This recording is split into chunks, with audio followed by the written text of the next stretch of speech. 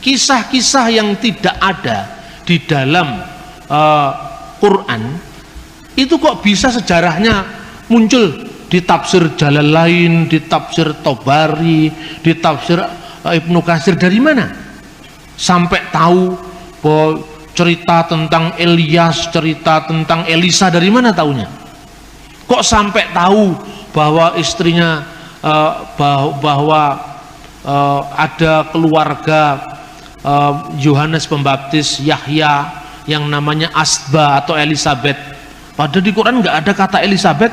Kok sampai muncul nama Elizabeth dari mana coba? Ya dari Bible, dari mana lagi kalau bukan dari Alkitab?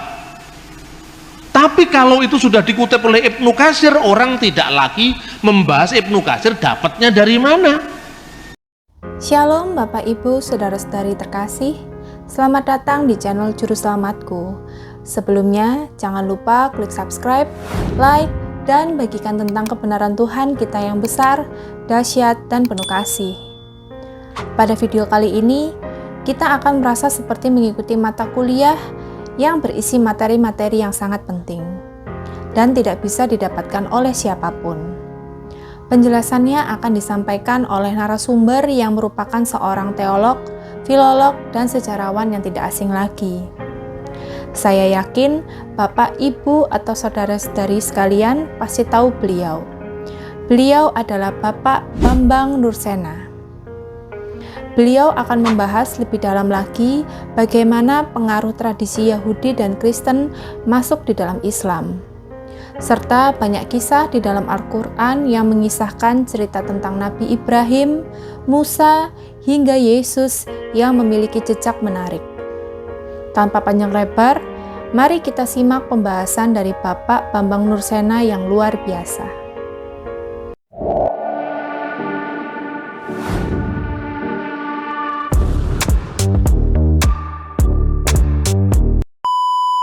Coba lihat di tafsir-tafsir di umum, ini ada di tafsir At-Tabari, Ibnu Jarir At-Tabari yang judulnya Jami'ul Bayan fi Tafsir Al-Quran, juz sekian, halaman sekian.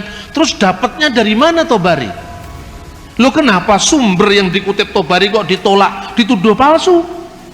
Padahal dia ngutip dari yang palsu tadi, ngutip dari yang dituduh palsu tadi. Saya ngomong tapi sambil nada guyon. Nah, begitu juga bagi saya. Mormon itu tidak ada. Untuk apa Mormon itu? Meskipun itu ada pendeta, bukan pendeta, pejuang hak asasi dari Mormon, Thor siapa namanya itu ada. Bukunya tebal segini. Dia pejuang hak asasi. Ketawa-ketawa itu saya ngomong. Mormon, saya tidak percaya kalau Joseph Smith adalah nabi. Tetapi siapa yang bisa menolak keyakinan orang bahwa Joseph Smith adalah nabi? Saya nggak punya hak. Yang punya hak adalah Tuhan. Nah, Tuhan aja mengizinkan kok saya menolak. Biarkanlah lalang itu tumbuh sampai bersama gandum sampai waktu menuai, saya bilang itu. Pada awal-awal pertama, banyak orang-orang Kristen yang disewa oleh tentara pemerintah Islam. Sebagai apa? Administrator, penerjemah, tabib, dokter istana. Nah, orang-orang ini pintarnya pemimpin Islam sejak masa Harun Ar-Rasyid. Bergerubak-gerubak manuskrip didatangkan dari India, Persia, Yunani. Isinya matematika, geometri, geografi, fisika, kimia, semua diterjemahkan dalam bahasa Arab. Ada ambil alih teknologi ke dalam bahasa Arab, dan kemudian siapa yang menerjemahkan? Orang-orang Kristen. Sampai pada masa dinasti Abbasiyah, zamannya Khalifah Al-Ma'mun, penerjemah kekuatan itu ada di tangan orang-orang Kristen Syria Timur. Di Baghdad dibentuk yang namanya Baitul Hikmah. Ketuanya Hunain bin Isra, seorang anggota gereja Syria Timur. Itulah yang menerjemahkan karya-karya sastra termasuk teologi. Saat itu yang namanya Ahli Sunnah wal Jamaah belum muncul sampai dinasti Abbasiyah. Karena apa? Islam hanya punya kekuatan militer. Kalau dia mengatakan Allah itu memiliki sifat-sifat, itulah yang harus kita imani, titik. Tidak pernah bertanya bagaimana hubungan sifat Allah dengan wujudnya, dengan zatnya, tidak pernah. Baru itu dirumuskan ketika muncul gerakan Mu'tazilah. Karena pengaruh kuatnya filsafat Yunani, baru muncul Imam Asy'ari yang mengatakan asifatul laisatil dzat walahiyya ghairuha.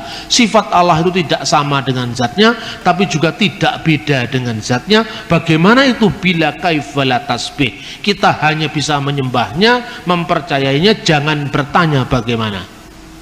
Nah, itu mungkin yang melatar belakangi ojo kakean takon dosa itu.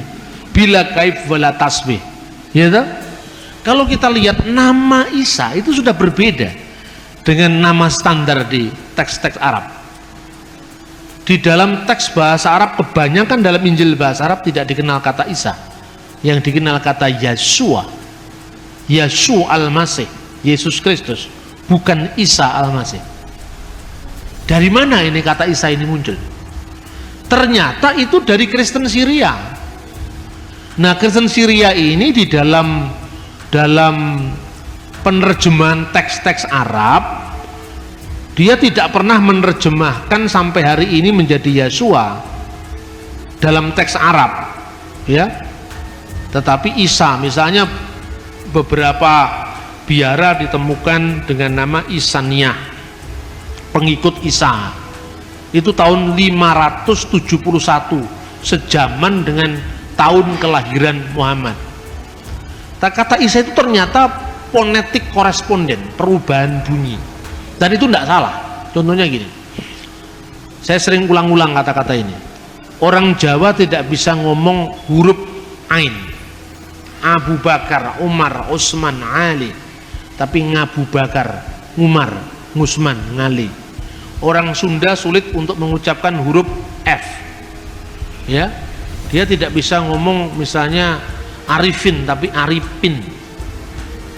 Orang Dayak juga begitu, Aripin. Orang Batak sulit untuk mengatakan huruf K di tengah, tegas. Maksud saya, kan orang Batak nggak ngomong maksud saya. Maksud saya tidak begitu, maksud saya. Maksud bukan maksud. Ya kan? Tapi apa disalahkan? Itu kan pronunciation itu kan memang khas pembawaan dari masing-masing suku, masing-masing bahasa. Justru karena itu saya tahu kalau Anda orang Batak, karena tidak bisa ngomong maksud tapi maksud. Kalau disuruh ngomong sebetulnya bisa, tapi karena udah keenakan begitu. Orang Bali tidak bisa ngomong huruf D dan T, makanya sulit masuk Islam, kan nggak bisa ngomong dalika, dalika, kan orang Bali.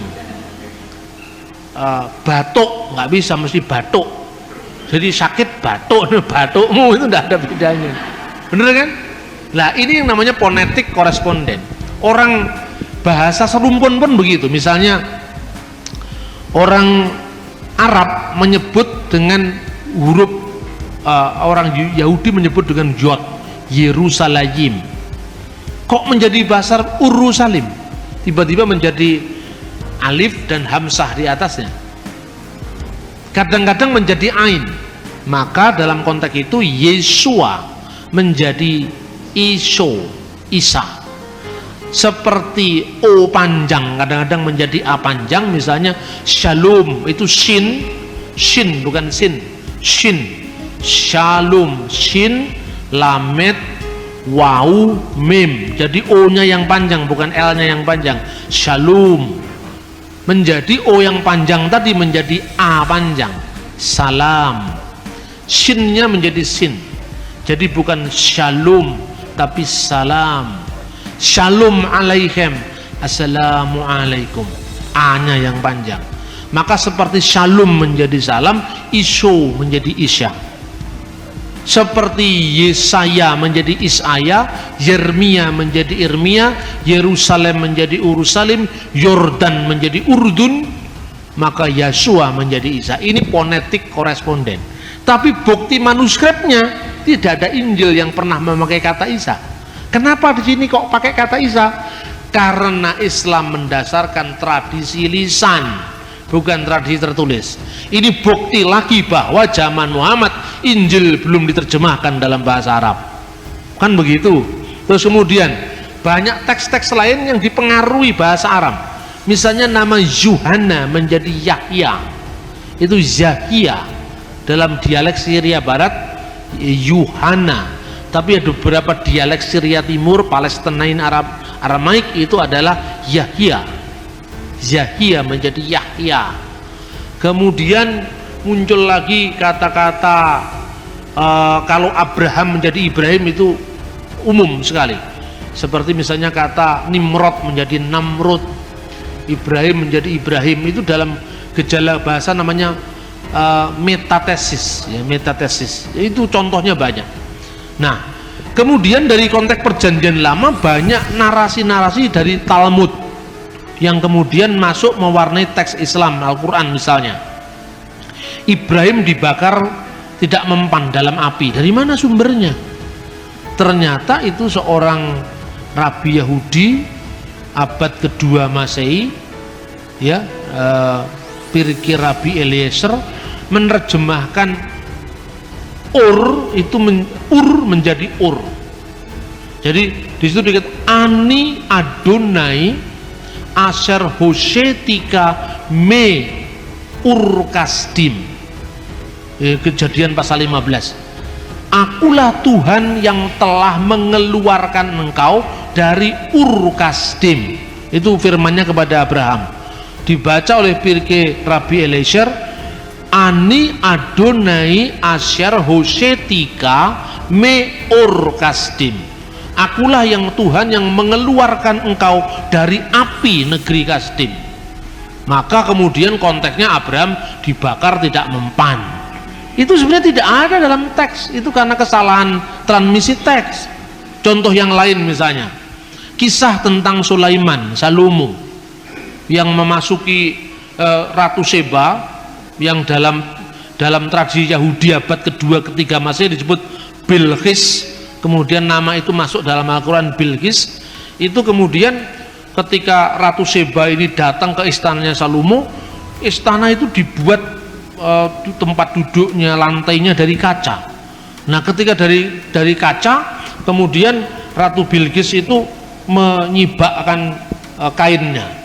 Nah, kemudian di dalam cerita legenda sampai Salomo melihat bulu-bulu betisnya. Lah ini tambahan lagi yang pikiran-pikiran keras mendapat tempat di situ.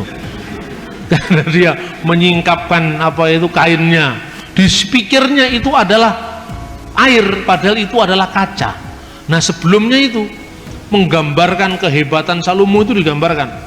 Waktu itu pasukan burung-burung semua menghadap kepada Salomo. Kemudian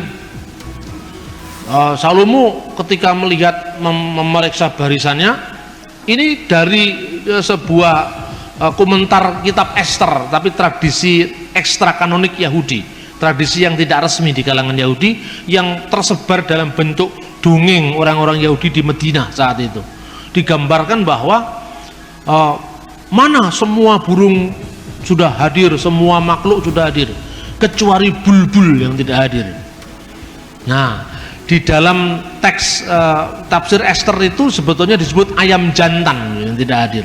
Tapi kemudian nggak tahu dalam konteks Al-Quran burung dengan ayam kan mirip. Lalu diartikan di situ bulbul. Bulbul di mana? Sulaiman sangat jengkelnya mau membunuh bulbul itu. Tapi tidak lama kemudian bulbul datang kasih laporan. Di muka bumi ini ada satu kerajaan yang belum tunduk pada Anda, yaitu kerajaan Sheba. Ratunya seorang perempuan gini-gini. Nah, kemudian Sheba pun akhirnya datang ke situ. Terus kemudian dalam ini menurut Targum Ester, ekstra kanonik, tapi dalam Al-Quran ditambahi pasukan jin. Nah, Anda teliti bulbul itu kata apa? Pasti bukan bahasa Arab asli. Itu bisa dilacak. Kemungkinan itu beberapa ahli menduga itu dari unsur Ethiopia. Dan kenapa Ethiopia? Ethiopia pernah hubungan intens dengan Islam. Raja Negus al-Asyam itu dari sumber perjanjian lama. Terus kemudian ada fakta-fakta kristologi yang dikaburkan. Zakaria Nabi dalam perjanjian lama dikaburkan dengan Imam Zakaria dalam perjanjian baru, yang adalah bapak dari Yahya Pembaptis, ya kan? Kemudian Miriam dalam perjanjian lama yang saudaranya Harun dan Musa anaknya Amram Amram punya anak Musa, Harun dan Miriam kan, dikaburkan dengan Maria perjanjian baru. Sehingga ketika Maria membawa anaknya tanpa menanyakan, tanpa memberitahu siapa bapaknya Yesus itu, ya kan? Itu kemudian ditegur oleh kaumnya, versi surat Maryam, wahai Maryam saudara Harun, ya Maryam ukta Harun. Padahal ini bukan Maryam saudara Harun, ini adalah Maryam ibu Yesus. Kenapa disebut Alu Imran, keluarga Imran? Karena dianggap sama dengan Amram, seperti Abraham menjadi Ibrahim, Amram menjadi Imran. Padahal sebenarnya mestinya Ahlu Daud, keluarga Daud, bukan keluarga Amram. Karena Yesus bukan keturunan imam, Yesus adalah keturunan Yehuda. Nah, ini banyak fakta-fakta yang seperti ini sebetulnya lagi membingungkan. Makanya Hasan menjawab, Maryam disebut saudara Harun, itu Harun yang lain. Yang tempat lain mengatakan, karena di orang Yahudi nama Harun itu nama pasaran. Di tempat lain dikatakan karena dia beriman seperti imannya Nabi Harun. Nah, tapi kalau itu kebetulan, bagaimana kebetulan sampai 2 kali? Kebetulan itu cuma 1 kali. Maryam anaknya Imran dalam surat At-Takrim, dan Maryam saudara Harun 2 kali. Ini fakta-fakta sejarah. Kemudian ketika ditanya seperti itu, Yesus dalam kandungan tadi menjawab, akulah nabi. Nah, akulah nabi. Coba teksnya Anda bisa baca pada halaman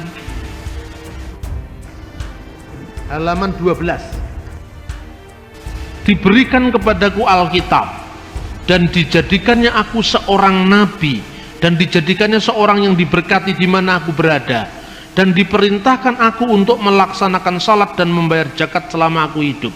Di sini kata salat ditulis dengan bisolawat wa zakawat, tetapi ini kalau dibaca dalam teks standar menurut vokalisasi yang diberikan tradisi Islam.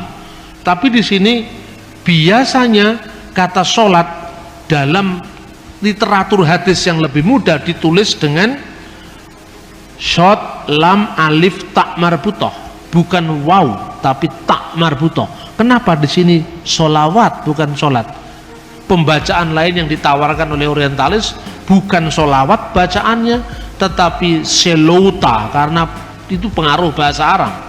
Begitu juga zakawat, ini bacaan teks Islam, jamak dari kata zakat. Kalau dalam tradisi yang lebih muda, za, kaf, alif, tak marbutah. Kenapa dibuat huruf waw di sini? Karena kemungkinan ini diambil dari bahasa Arab zekota, waw. Zekota menjadi zakat, zakawat, kemudian shilota menjadi sholat, sholawat. Ini pengaruh bahasa Arab. Nah, tapi itu tesisnya siapa ini namanya, Luxemburg, yang heboh beberapa tahun yang lalu itu. Karena di situ ada kemungkinan besar misalnya bacaan hur itu artinya anggur perjamuan suci. Itu berasal dari surat-surat Mar Ifraim dari Syria. Tapi di situ hur dalam teks Quran diartikan seorang bidadari yang bermata jeli, yang tetap perawan di surga, nah, yang dikaruniakan kepada hamba-hambaku yang beriman. Tetapi tidak diceritakan yang perempuan dikasih bidadara, tidak ada, tapi yang laki-laki dikasih bidadari, kan begitu. Nah, ini teksnya seperti itu. Nah, ternyata saudara-saudara, berbicara waktu bayi ini tidak ada dalam tradisi tertulis abad Yesus, tidak pernah ada. Kapan mulai ada? Kan begitu. Ini ternyata berasal dari buku yang judul Injil Tufuliah, The Arabic Gospel of Infancy, Injil Tufuliah. Dan buku ini baru muncul abad ke-7, terjemahan The First Gospel of Infancy dari bahasa Suryani, bahasa Syria, abad ke-4 dan abad ke-5 diterjemahkan dalam bahasa Koptik. Bunyinya seperti ini. Dalam buku Yusuf, imam besar yang hidup pada zaman Yesus, sementara orang menyebut Kaifas, disebutkan bahwa Yesus berbicara ketika masih dalam gendongan dan berkata kepada Maryam ibunya, waqad qala, mana ini Yeshua takallama hainin kana fil mahdi wa qala li Maryam ummuhu ani anna al-masih ibnullah alladhi waladatni kama basyiru Jibril al-malak wa abi arsalni liqalasil alam. Sesungguhnya aku ini anak Allah. Kata Ibnullah diislamkan menjadi Abdullah, hamba Allah, yang engkau lahirkan sesuai dengan kabar gembira dari malaikat Jibril. Yang engkau lahirkan sesuai dengan kabar gembira malaikat Jibril. Ini redaksinya persis dengan surat Maryam ayat 45. Ya Maryam, innallaha yubasyiruki. Kata basyara, bisyara, kabar baik. Yubasyiruki, telah memberikan kabar gembira kepadamu, bi kalimati minhu, dengan firman dari dia, namanya Al-Masih Isa putra Maryam. Yang memberitakan ini idkholatil malaika, berkatalah malaikat. Dalam teks Injil Tufuliyah sesuai dengan kabar gembira yang diberitakan malaikat Jibril. Terus kemudian kata ini tidak muncul karena tidak cocok dengan semangat Islam. Wa abi arsalni liqalasil alam, dan Bapakku telah mengutus aku untuk keselamatan alam. Ini baru muncul kira-kira abad ke-4 dalam bahasa Syria, abad ke-5 dalam bahasa lain di bahasa-bahasa di Timur Tengah, lalu abad ke-7 dalam bahasa Arab. Kemudian membuat tanah jadi burung. Itu berasal dari Injil Thomas al-Israeli, sering dibaca dengan Bisharat Tuma al-Israeli. Digambarkan Yesus membuat tanah lalu ditiup menjadi burung, 12 burung merpati. Ini kemudian muncul dalam surat Ali Imran ayat 49, ya, surat Al-Maidah ayat 110. Ini Anda bisa membaca ketika dalam ayat halaman 14 tentang masa kanak-kanak Yesus ketika umur 5 tahun membuat mujizat tanah menjadi burung pada hari Sabat. Nah, kemudian tentang Tritunggal yang dipahami Triteisme itu juga bisa berangkat dari tradisi pagan Arab di Mekah. Nah, ini beberapa setting sejarah yang ternyata itu diambil dari literatur apokrifa. Nah, sekali lagi saya sampaikan kepada Anda, menyampaikan narasi seperti ini memang harus sangat hati-hati. Saya bisa ngomong begini di jaringan Islam liberal, tidak menjadi masalah. Tetapi saya akan mikir 2 kali kalau saya harus ngomong begini di forum-forum yang lebih lebih fundamentalis. Jadi saya lihat situasi. Saya pun misalnya ketika saya ngomong di kelompoknya Salihara itu, kelompoknya Gunawan Muhammad, saya bicara begini. Tidak ada agama yang tidak saling meminjam tradisi agama sebelumnya. Saya memberikan contoh. Contohnya dulu adalah kata sabat dalam bahasa Ibrani. Itu berasal dari kata sabatu bahasa Akadia. Itu konteksnya dengan Dewa Marduk. Nah, tapi setelah saya menguraikan begitu, saya ceritakan, nah dalam Islam misalnya, kisah Yesus bicara waktu bayi itu berasal dari buku apokrif. Buku apokrif itu kumpulan legenda-legenda rakyat yang kemudian ditulis pada kira-kira ratusan tahun setelah zaman Yesus. Bisa bicara waktu bayi, membuat mujizat tanah jadi burung dari Injil Thomas. Itu semua orang mendengarkan tuh sampai melongo begini. Nah, lalu pikiran dia, lalu kalau firman itu diartikan out of history, bahkan over history, turun dari langit, lah bagaimana itu kutipan dari dongeng-dongeng rakyat turun dari langit? Tapi kalau bagi orang Kristen dan orang Yahudi, wahyu itu kan bukan didikte malaikat. Jadi kalau kata sabat itu paralel dengan kata sabat, itu wajar saja. Tidak ada masalah bagi kita. Misalnya Leviatan dalam kitab Ayub, itu kan naga laut artinya.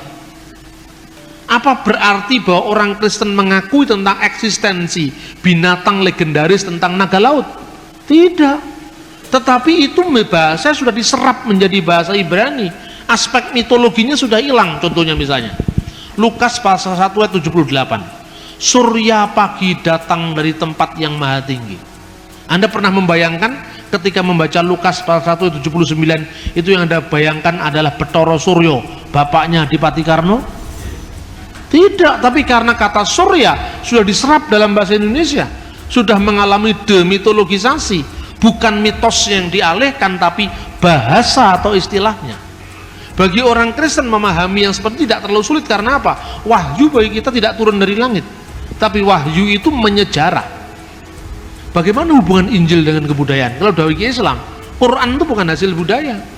Kalau Injil, bahasa yang untuk menulis Injil itu hasil budaya, tapi pesan-pesan teologisnya itu dari surga. Surga kan tidak ada bahasa tertentu. Bahasa yang dipakai oleh kitab Injil, Taurat, semua kan bahasa manusia. Terus saya mau tunjukkan bahwa ada kontekstualisasi yang sangat indah antara budaya lokal dengan pesan-pesan ilahi. Contohnya, Alkitab sering menyindir dengan bahasa-bahasa plesetan. Mungkin tidak pernah ada yang neliti fungsi bahasa plesetan dalam Alkitab. Pernah? Ada di Alkitab. Saya bisa mau tunjukkan kepada Anda. Contohnya, ketika Alkitab mengekspos menara Babel, waktu itu bahasa seluruh muka bumi ini satu adanya. Nah, lalu mereka mau ingin mencapai Tuhan dengan mendirikan menara, betul? Untuk apa? Karena dengan menara itu dia akan lewat Babel. Itu kan sindiran terhadap agama pagan Babel. Dengan kekuatan sendiri mau mencapai yang namanya pintu ilahi. Bab itu pintu, El itu ilah, pintu dewa. Nah, manusia sudah membangun menara itu, akhirnya oleh Tuhan diporak-porandakan dengan pluralisme bahasa. Akhirnya mereka kacau balau, bukan Babel yang didapat, tapi Balel yang didapat. Balel itu plesetan dari Babel, artinya kacau balau. Katanya Babel, nyatanya Balel.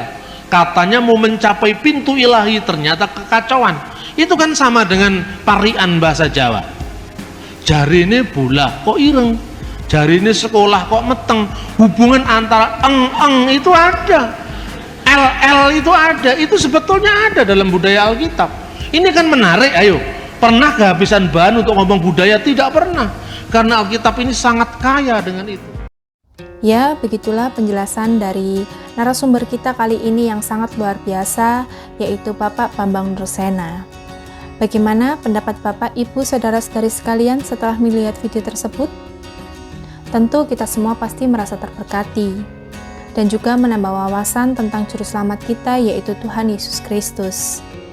Mari kita sama-sama belajar terus tentang kebenaran dan kebesaran Tuhan Yesus melalui video-video selanjutnya. Shalom dan Tuhan Yesus memberkati.